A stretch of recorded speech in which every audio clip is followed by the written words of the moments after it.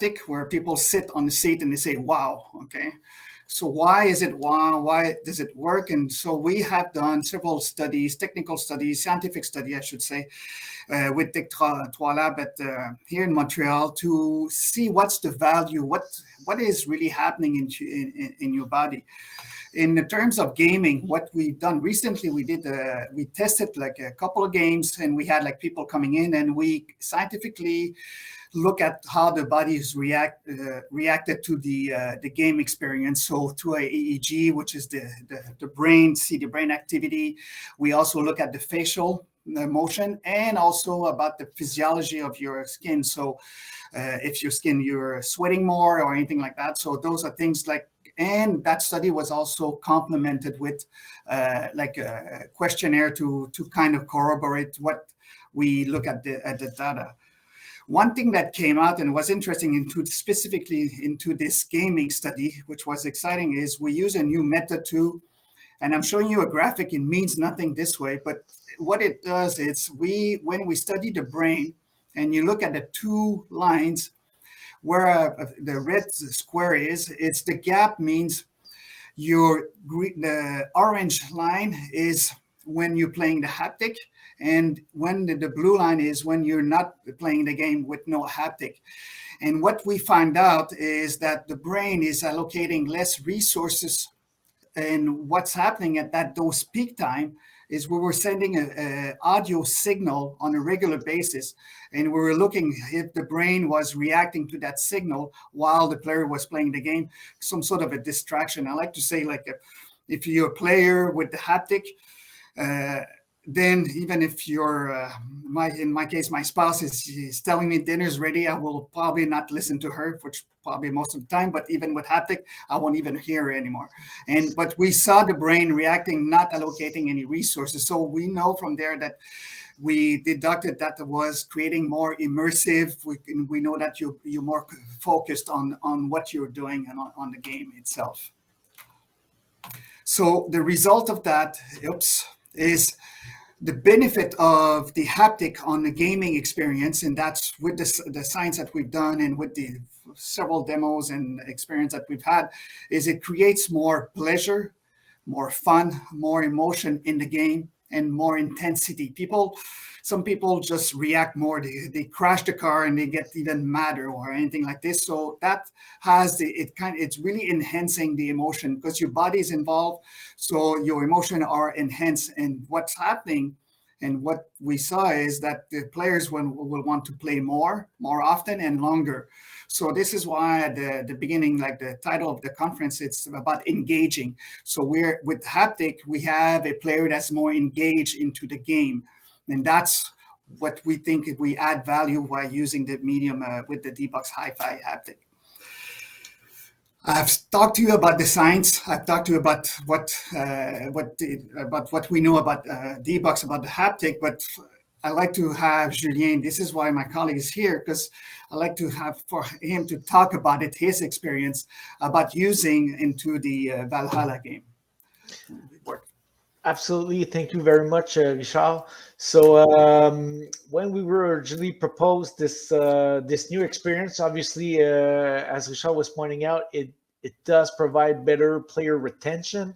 And obviously, this is the big battlefield for the 21st century, right? It's getting the player's attention, but keeping the player within the games and spend more time with us so that they grow more loyalty towards the game and the experience. So obviously this was a big plus for us. In terms of haptic, the furthest we had been before was rumble on the pad, which was probably the case for most of you out there today. And maybe it's the same case for you guys, but in our case, rumble was most of the time was this almost of an afterthought. Oh yes, we'll add rumble here and there, but it was not obviously a major part of the development chain in any case. So when we first started talking with the DBOX crew and realized that what these guys they were proposing was this chair, right? It's a full chair you're sitting on. It's going to vibrate along with the game. This was opening all kinds of new possibilities, things that we had not even imagined before. our original thought were super naive. We thought, oh, well, we'll take whatever we're sending to the pad as rumble information, which usually is like a low, medium, high sort of stuff. We'll just send that over to the chair, and the chair will vibrate low, medium, high. But that's not the case at all. The DBOX chair offers a world of possibility. It tilts in all kinds of degrees of freedom, forward, backward. It can vibrate, obviously, that's for sure, go up and down. It has a world of possibilities that really can add a lot to the experience. I'm an engineer. My first worry was that integrating the SDK would be a lot of trouble. These SDK, they have all their own standards. It's going to be a mess. There's going to be all kinds of update loops we're going to need to add here and there. And what about performances? Are we going to get a hit in terms of CPU or whatever it is? Turns out, integrating the SDK was very easy. Couple of function calls here and there, but I mean, it's as easy as it can get. Maybe other SDKs that comes to mind. Let's see, Havoc. Havoc is a lot of trouble to integrate because it has to be very intimately integrated within your update loops. In the case of the DBOX SDK, it was very straightforward. All you need to do is send events to the chair so that the chair knows how to react. Basically, you can tell the chair, players, in the case of Valhalla, players getting on a boat. So the chair knows that the player is on a boat and he can react accordingly. The boat is moving forward. The boat is turning left and right. These are all very, easy to send events. Like basically they're one-liners in terms of code. And then the chair sort of knows how to react. I'll come to more details to that later. The SDK came along with all the debug tools we could ever need. So we had all kinds of monitors to know which events were sent, which events were not sent, which made the iteration loop a lot more easier. As we said before, adding a new event, maybe the player is shooting the bow. Well, it's a one-liner. The player is shooting the bow. You just need to come up with some kind of a nomenclature for the event. Event number X means this, number Y means that. But I mean, there are far more complex problems to be solved when doing a video game. So this one, obviously, in terms of engineering, it was very easy. Now, where it got really interested is that I don't even remember the timing, but very early on, we all got hit by a pandemic. I think everybody can relate to that episode. So at that point, getting people to actually even be able to use the chair was not possible. Nobody was at the office. We were not in a position where we could send a chair to everybody that would need to, to be working on it.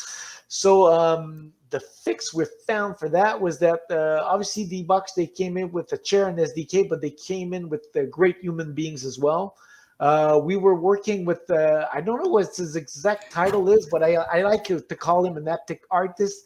He's a guy that knows how to use all the possibilities of haptic and bring them on and add to the game experience with them. So basically, they provided this guy. We agreed on things, the events we would be sending to the chair, riding the boat and whatever it is. And on his side, Felix, that was his name, Yes. would use each of these events and make the chair react accordingly, using all his knowledge and his expertise on the possibility of the haptic. And from time to time, he was like giving you some feedback, like, okay, or giving suggestions what to do and stuff like this from the experience we've had with other games, correct? Yeah, absolutely. I mean, the guy knows his game, right? So he was definitely, giving us, I guess, consulting, if you will, on how to be using that, which was really great because we didn't know what we were getting into, and we really needed to learn all of that. This is a brand new medium we knew nothing about, so it was really great to be able to have a guy like him to provide the expertise and the knowledge and the know-how and everything around that. And in our specific case, we didn't even get to try it for the longest time. We were all locked home, not even be able to try it. we knew it was happening. We were getting feedback that this thing was getting more and more exciting, but we just didn't know for sure. But eventually we did manage to get a chair delivered. Actually, this happened not so long ago, maybe a month ago or so. And we finally got to try it. And oh my God, this was exciting. It really does add a whole new dimension to the experience. Especially in a game with like Valhalla, where there's a whole lot of traveling happening around. Sometimes you run, sometimes you ride horses, sometimes you ride boats. All these things are really enhanced by the haptic. But the fight, you do all kinds of things in Valhalla, right? If you didn't get a chance to play Valhalla yet, I highly suggest you give it a shot. But the DBOX chair really added a whole new dimension. And actually, I believe, Richard, you have a stand where the people that might be listening to today's talk, yes, actually, tomorrow and Friday we'll be at the Centre Phi, and we'll have a chair with the Valhalla game. We'll be able to, so anyone who wants to try it out, we'll be there. Actually, Felix going to be there. So if you have any question on the SDK and everything like this, he will be able to answer that for sure. Will be a pleasure. All right. So that's great. Make sure you give that a shot. So I guess the overall feedback for the experience is that, as I was saying just now, Assassin's Creed has a lot of diversity in terms of the moment-to-moment experience. You do all kinds of crazy stuff, from fighting, shooting the boat driving. You even fly as a bird. No spoiler there. It's been in the series for a little while, but these are all experiences that really fit well with the haptic feedback that is provided by the DBOX crew. But I'm sure it applies to a whole lot of different games. Obviously, anything that involves movement, and pretty much all the games do that in some way or another. There are great possibilities. Even it could add an element of accessibility. It's one thing we're more and more looking at for our games, is being able to appeal to a greater number of players, even those that might have some kind of disabilities or what. The chair provides a whole different kind of feedback that maybe a different public would be able to enjoy. So it does add to the accessibility factor of a given game. It's funny that I'm going to add something, because we've been doing several demos like on the movie side. And one day I had someone who came in, and he was like, he had like this hearing impaired, like he couldn't hear well. And he came in and watched a movie, and then he got up and he says, wow, this is the first time I hear it through my body. And this is what we can bring into the game, that when you're talking about like not hearing well, not seeing well, your body is a medium that you can talk a lot to. Absolutely. One thing we learned doing this project was we don't want any haptic silence. So basically, we want the chair to always vibrate along with the game to give feedback as the player would expect. Our past experiences, again, was with the rumble of the pad. You don't want the rumble to go all the time. This would be very disconcerting for players.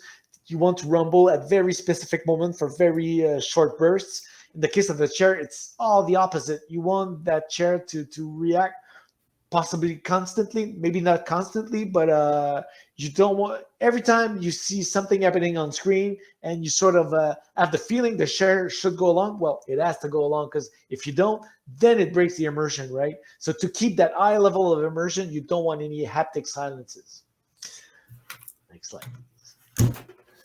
All right, so Valhalla was a great learning experience for us in terms of haptic feedback. Now, recommendations for our next project. We need to have that chair on site from the start. Now, this is a solved problem. But you have it now.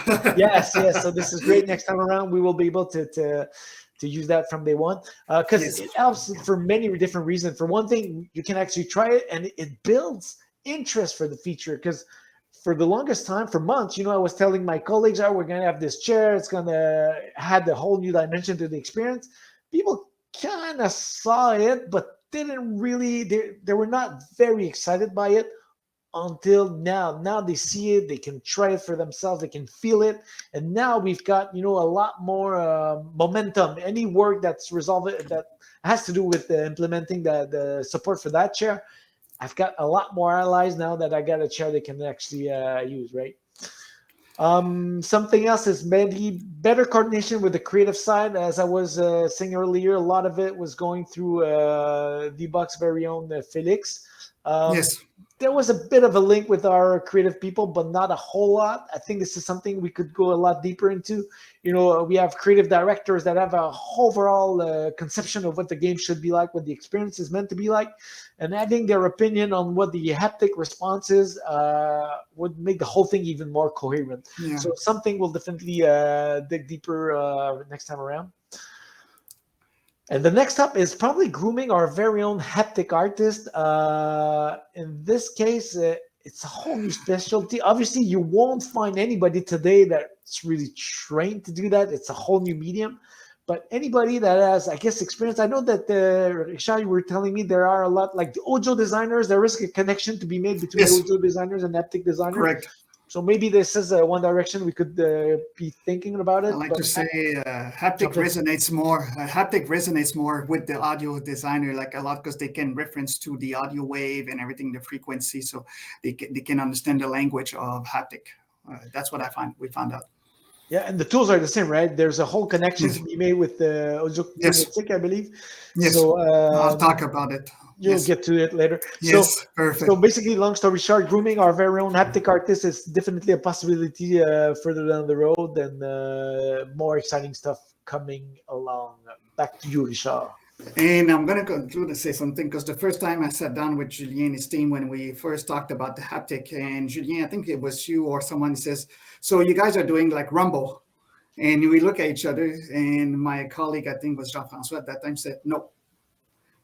Dread there, and then he said, okay, what are you doing? And this is like, after doing this whole exercise, you know why we're saying that, and it's a much more bigger breadth of stuff that it's able to do. And after Julien talking about his experience and everything like this, it's always interesting. Okay, this is a new medium, it's great, but the thing is, okay, and what do we have? Like, is there any tools? How it works beside the SDK? And what's the footprint? Because often as DBOX, I meet up with the several studio and say, how many chairs are there? What's going to happen? What's the vision? Because today there's not much haptic product. Like we have what we know, and we're starting to see it, and I will address that. But we're seeing like the PlayStation, the DualSense, or we see that in VR much more. But so in our case, what we have beside doing haptic, we want to create this ecosystem of around haptic. And there's two elements that we have to create. It's the creative tools, so we can give the creator, you guys who are creating that content, the tools to be able to create and use that medium within your own hands, and not to us to do it into our own with our own haptic artists, but to open up that side, and to have the gamers to be able to feel it on different type of devices. We have the chair, but it could be all kinds of stuff that I'll show what's on the roadmap. So on the tool side, to start with, Julien has talked about the SDK. That's something. It's ready. It's today. We have that available, and it's a tool like it comes with all the documentation.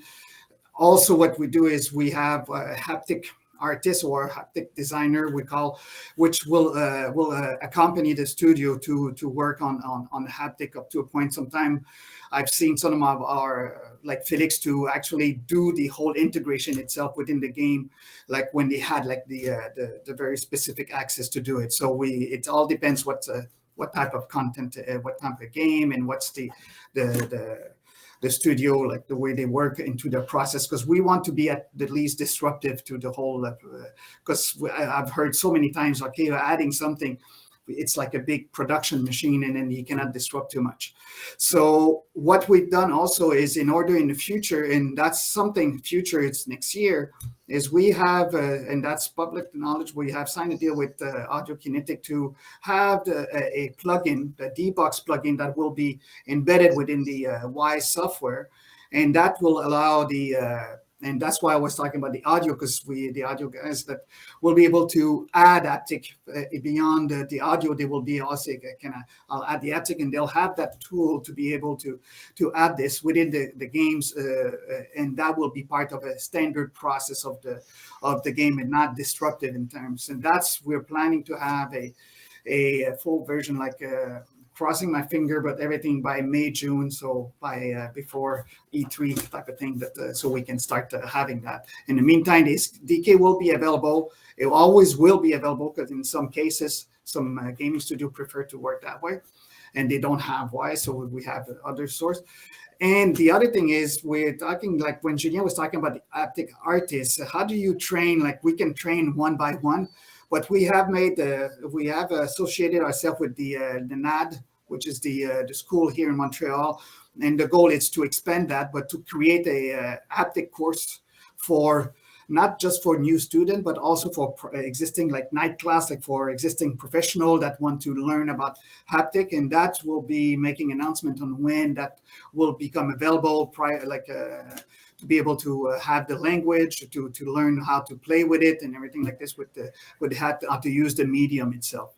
So those are the three things that are coming up on the creative tools, and will continue to enhance. I know that probably some people think, okay, how about Unreal and Unity? Yes, those are part of the roadmap, but right now we're focusing on tools where we have like a documentation and be able to train and explain, because it's such a new art to a new medium to work with. So the roadmap, well, and I'll show you a small video, but we made an announcement with Cooler Master. That will be the first haptic gaming seat coming up to the market, and we have that launch. If all goes well, like by February, you'll be able to to start to pre-order the seat to become available before May, around May next year.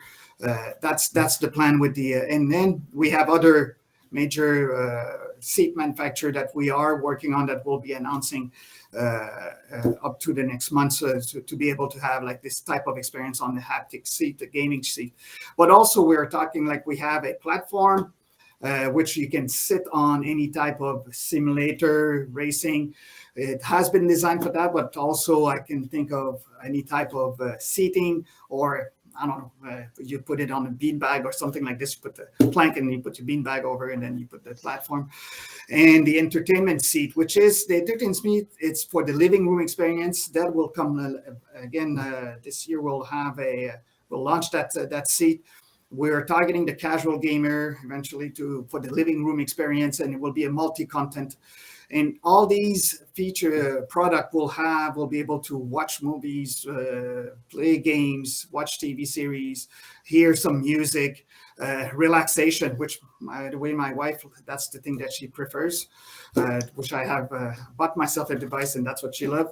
And you can see in the future to put haptic into, we saw it in the game controller, but to have the same DBOX feeling into a game controller, but and vest, mouse pad, or anything that will come up to be able to, and that will be a different type of experience to try to immerse the gamer into the game, not to distract, because it's all about like to be subtle into bringing that experience.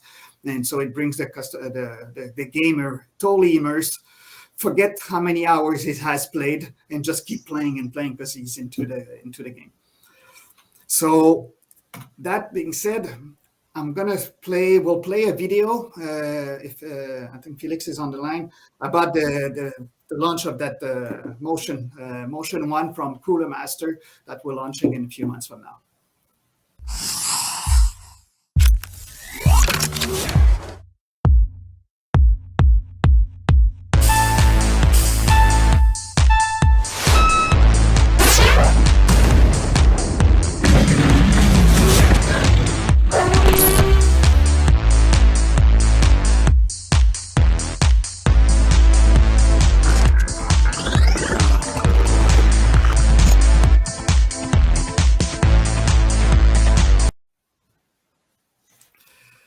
So thank you. So that's one of the video that that's like when one of our partner, Cooler Master, they're very excited to launch this product. And then we'll keep look into the news with DBOX and Cooler Master. We'll have more news coming up and when that's going to be available, and having other partners that will follow up on that.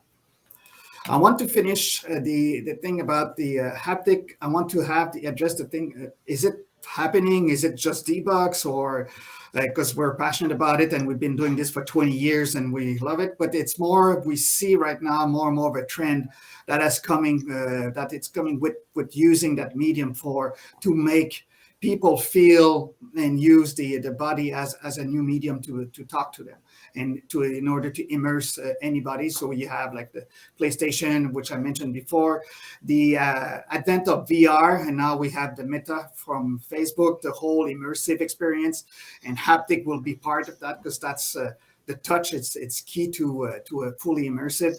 You have Apple that have their own brand called Haptic Engine. I know it's on the mobile phone, but still it's feedback and to give it back to any people that are using their phone, their iPhone. And recently we saw not recently, but Razer has a gaming accessory. They are really into what they call the hypersense.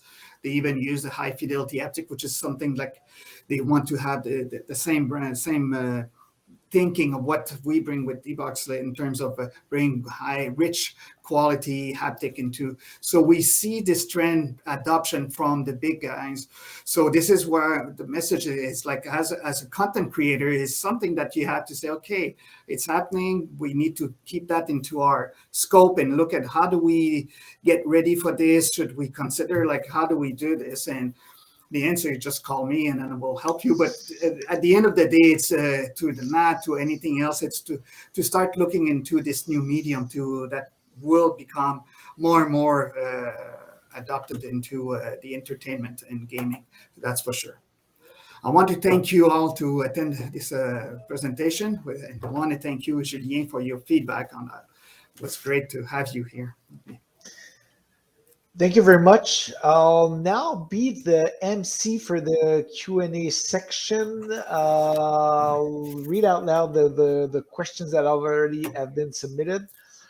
So here we go. Anthony, I think, is a colleague of mine. Will it be possible to have a chair that communicates both ways between the game and the player to simplify some controls, like pressure the player puts on the legs or the arms, to communicate something to the game? So a two-way chair. That's something, actually, it is technically, yeah, it would be possible to do, because we can, like, you can set up like even like a profile, like just think of a game controller, then you can set up like if this happening, I want to create this type of haptic and anything like this. And yes, actually that's possible to, but that's interesting. I'll bring that up to my engineering group. But yes. So that would be a fascinating thing to be looking into for the next title. Yes. All right, another colleague of mine. Thank you, guys. I appreciate all the support. So Sandro is asking, how would you go about grooming an haptic artist? Is there resources for it? Which team should this artist come from? Is it audio design, UX, game design? So I believe we did go a bit over this after the question was asked. As Richard was pointing out, there is a course being put together with the NAD, which is a school for video game curriculum. Yes. In terms of what their original background could be, you're mentioning game design, UX, audio designers. I would say all of the above. These are all good answers. It really depends. It really needs somebody that cares for it. At the bottom of it, I think this is something artists can learn as long as they're really into it. And in terms of having, the documents and everything you need to learn it, this is something obviously Richard and all of the DBOX crew are working on. But for the background, they can come from many different backgrounds. And it's, if you want to play, whoever wants to play and use that medium now, that's who it could be targeted to. All right. Another question from Sandro, who's asking if we can get access to the chair. So there will be a presentation tomorrow at the FI, as Shaw was already pointing out. In terms of internal access to the chair within Ubisoft, Sandro, reach out to me. We can discuss this offline. But obviously this is all things that are possible. It should be accessible to everyone at Ubisoft, right? Yes, absolutely. Maybe the bigger question is, if there is a developer not from Ubisoft, how do they go about even getting into that? Do they contact you? Will you send them chairs? How Yes. would that even work? Well, the first thing, and we've done this at the first time, and mostly if you're based in Montreal, and that's easy. You come over, we'll invite you to come here and play the games here. We do have the gaming chair here. The good thing is also is often more and more we have prototype of new up and coming gaming chair, so that could be interesting. When we work with the studio, and Julien mentioned, it is normal that will supply and that's part of I call it HD, like the hardware development kit that you need, because you need to have that feedback. And we've learned that through working with on other type of content in the past with Ubisoft, but also with other studios, where if you don't know what it is, it's hard to understand. And it's just a question it's not a question of saying, oh, I like this or more, but to understand what. Okay, and then people react to it and they say, oh, can I do this? Can we add this? And that's when it becomes interesting. But yes, and tomorrow will be the 2 days I'll be there with Felix. All right, couple moments more right now. I think we're out of questions, but please feel free. There are no bad questions, obviously.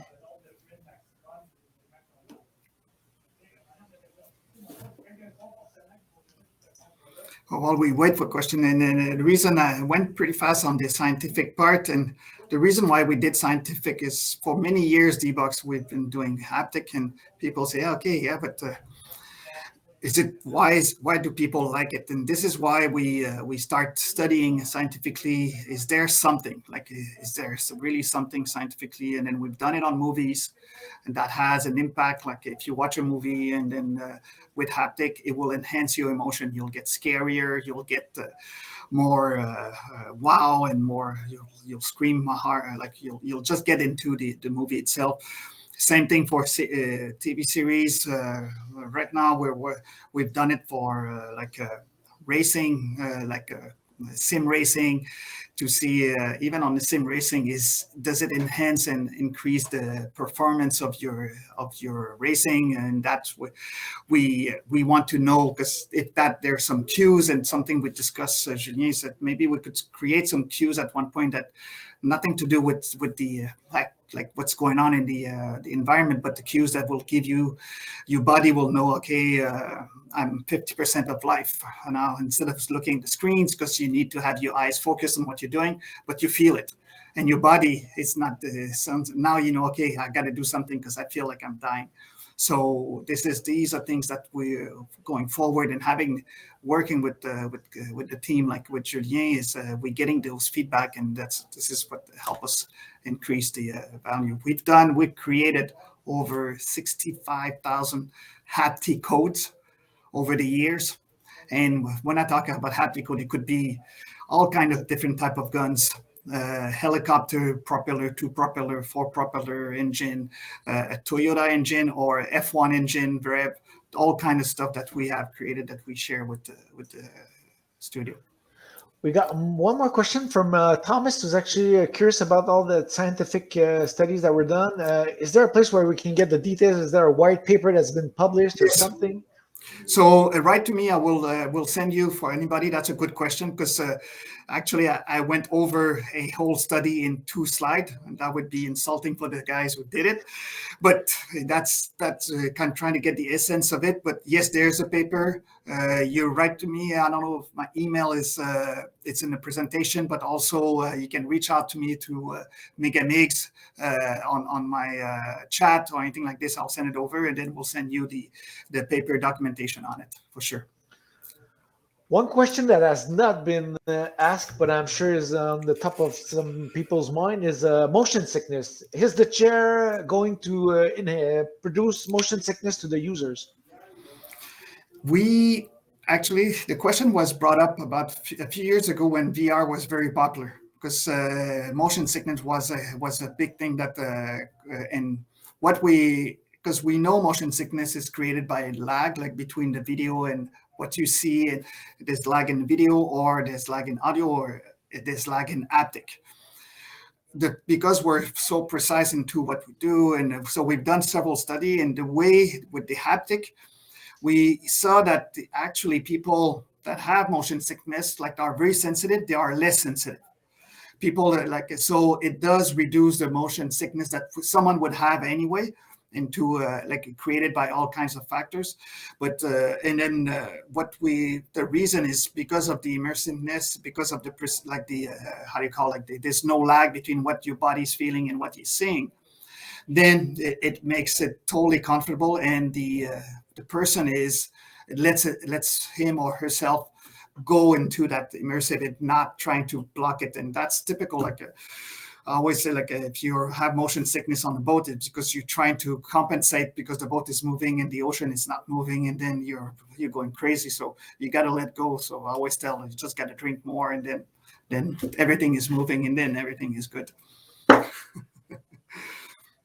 Cool. We got another question. Can we expect some cool new innovation for standing up VR gameplay immersions?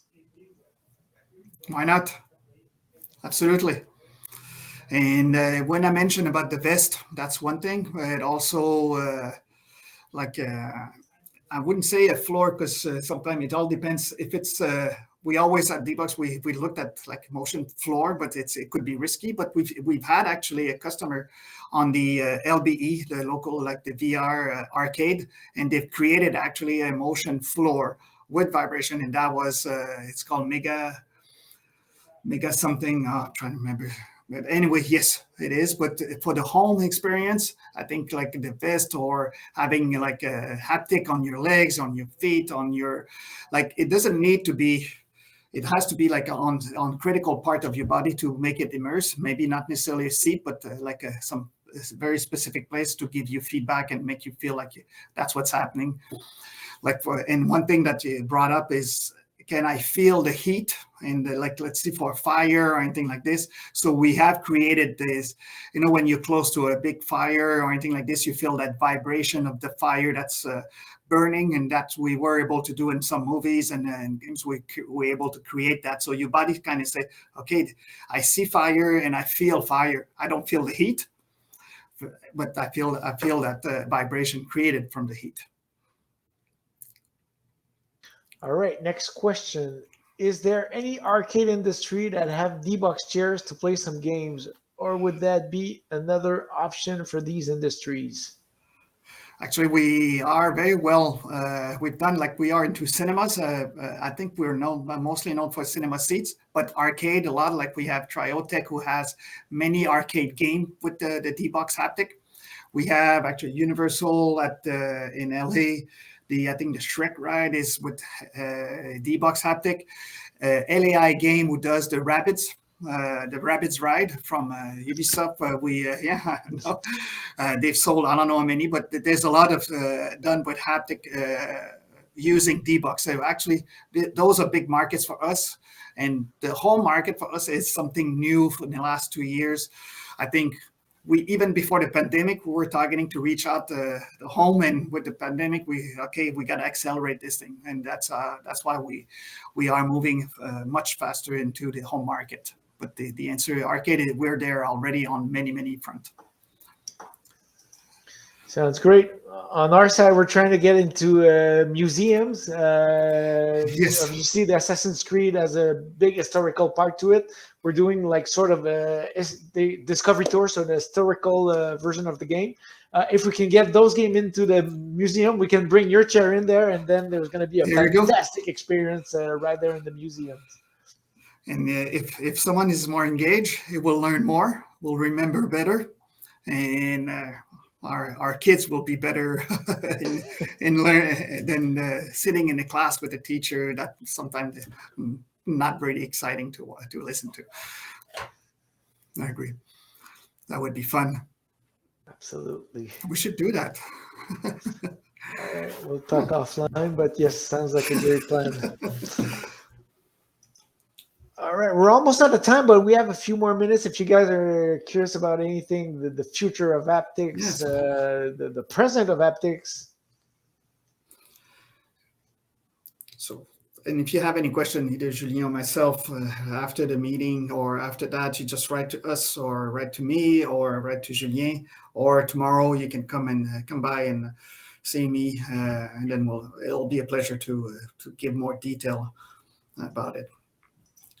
Actually, you'll be able to try it in something I would say is to one of our customer study, we find out that the value of haptic, the increment of, oh my God, it raises by almost more than 30% by watching it. And then if you sit down, then you get it. And that's something, it just raised the value. You said, okay, because when you watch, you see the chair moving, you say, okay, I get it. Okay, I see.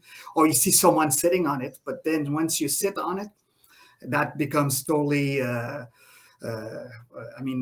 people get it. It makes for DBOX, it made our job so hard to explain what we do, because we have to put butts on the seat so people can get what we can bring on board. So that's why demo is always critical for us to do.